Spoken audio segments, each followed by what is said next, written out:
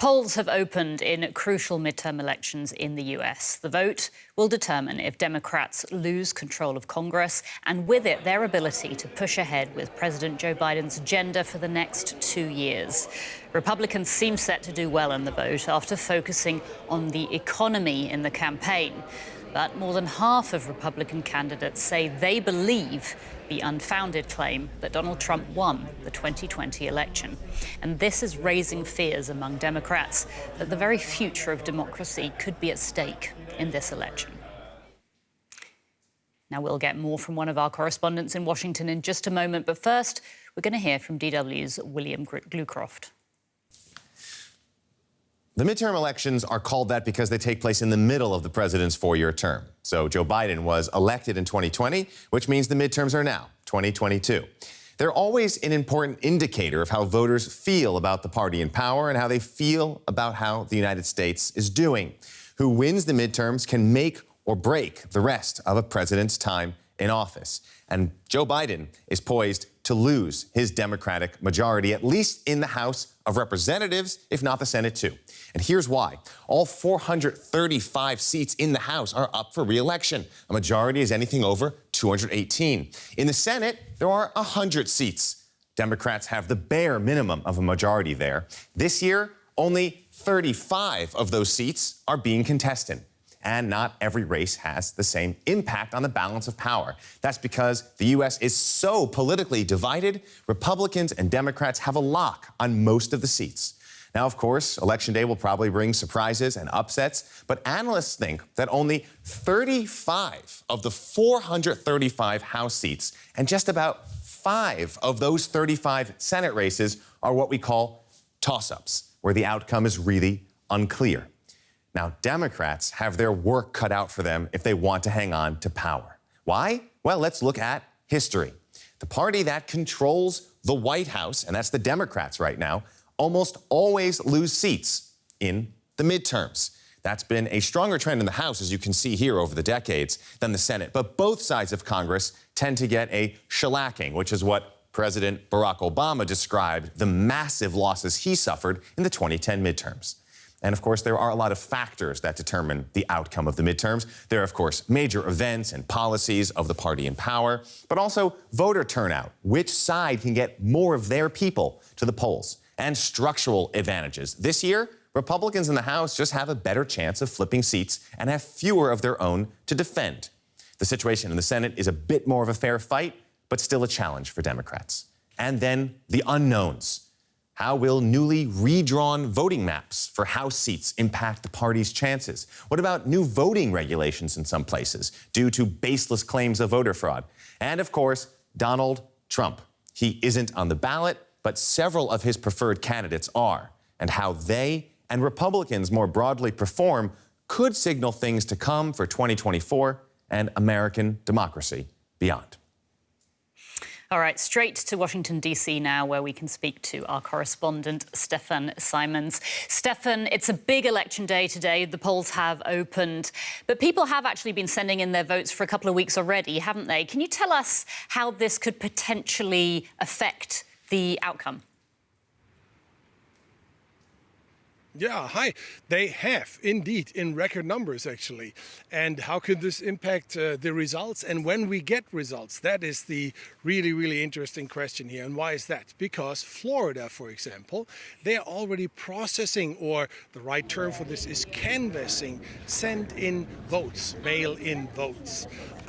But states like Pennsylvania and Wisconsin, the state laws there forbid this to happen before Election Day, meaning they start canvassing, processing those mail-in ballots just today. They started about an hour ago to do this, and there are hundreds and thousands of this. What that means is that results from Florida we may have tonight, later today, or early tomorrow morning. Pennsylvania, Wisconsin, and a few other states where they just start to count those votes, well, that could take days until we have really an accurate picture of who won what race for gubernatorial races, governor or Senate or Congress. All right, so it might take a couple of days. Let's take a look at the both the houses of Congress, which are currently controlled by the Democrats. But Republicans really only need a few extra seats to take control, don't they? So tell us how easy it will be for them to do that.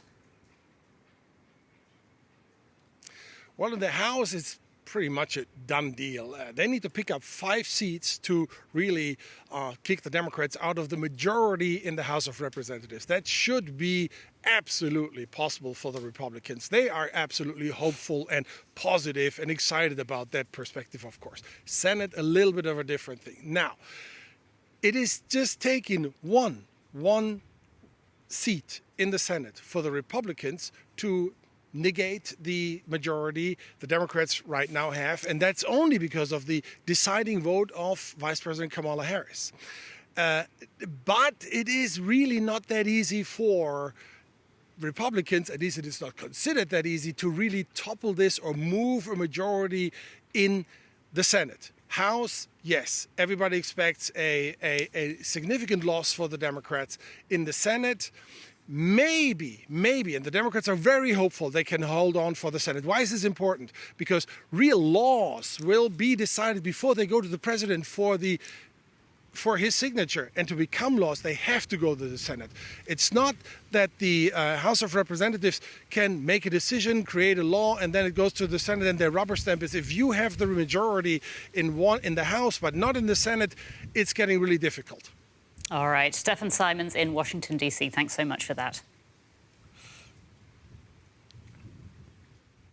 Now, the world is watching the US midterms as the outcome could, of course, change US foreign policy. Now, while issues like the economy have been dominating the campaign, the war in Ukraine is also costing US consumers in many ways, and some are now questioning how much longer the US should support Ukraine's fight against Russia. Russia's war against Ukraine is one the US has not been able to look away from. Americans have already sent more than $60 billion worth of assistance into this war zone. Democrat President Joe Biden has promised to continue to do all it takes to defend Ukraine's sovereignty. As Americans head to the polls in these midterm elections, US Congress is expected to turn more Republican. And the big question everybody is asking is what impact that will have on US assistance to Ukraine and other allies. Well, the answer depends on who you ask. There will be enough support no matter who controls which house, and given President Biden still in the White House. So I am quite confident that very, very strong support will continue for Ukraine. Yet one prominent Republican started sending a very different signal ahead of the elections. Kevin McCarthy is the top Republican in the House of Representatives. He says he believes Americans would no longer be willing to write a blank check to Ukraine in the face of a biting recession back home. After all, the soaring prices of gas, food and housing top the list of worries for ordinary Americans. Democrats fear that a Republican majority in Congress could soon make Ukraine a domestic bargaining chip. But polls show more than 2/3 of Americans back U.S. assistance to Ukraine. Even if there is a Republican majority in the House and/or the Senate, I think perhaps the experience of working together so closely and so confidentially and with so much trust on sanctions might perhaps help defuse tensions over trade protectionism in general, or over the larger question of how to deal with malignant Chinese behavior in the trade and technology realm. I'm going to say I'm cautiously optimistic on that. Warnings that China may try to invade Taiwan rather sooner than later could become the next test for the West and for America's willingness to pay a price for global leadership.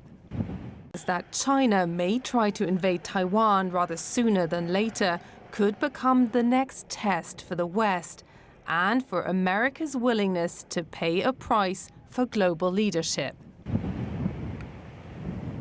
And we can discuss this further with Sudha David-Wilp. She's a director of the Berlin office of the German Marshall Fund. That's a nonpartisan public policy think tank. Thanks for being with us, Sudha. Let's start with a question being asked by many people here in Europe right now. Do you think that America's position regarding Russia's war in Ukraine will change if Republicans win control of one or both houses of Congress? So, Terry, I'll give you a nuanced answer to your question. I think there is overwhelming bipartisan support for Ukraine in Washington at the moment. And in fact, the friction is actually between the White House and Congress.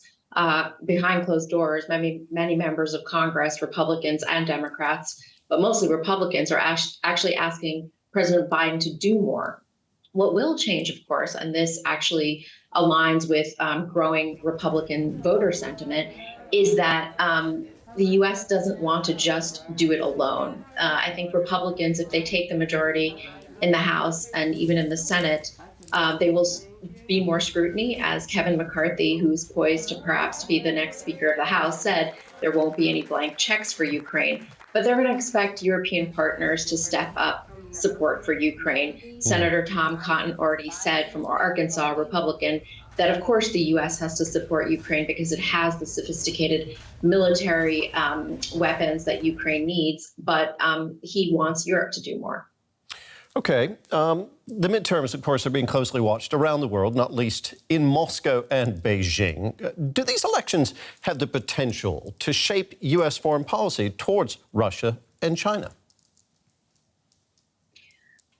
Most certainly. I think that, I think if the Republicans take the House, which is usually normal in a midterm election, that the Congress switches to a different party than the party that's in the White House, then, of course, it'll be a raucous 2 years of investigations into Hunter Biden, the Afghanistan withdrawal, and perhaps even articles of impeachment. And countries like Russia and China that are using disinformation to sow discord within the United States will certainly use this as an opportunity to divide Americans even more in a very polarized atmosphere in the run-up to 2024. And the world is watching the state of democracy in the United States right now.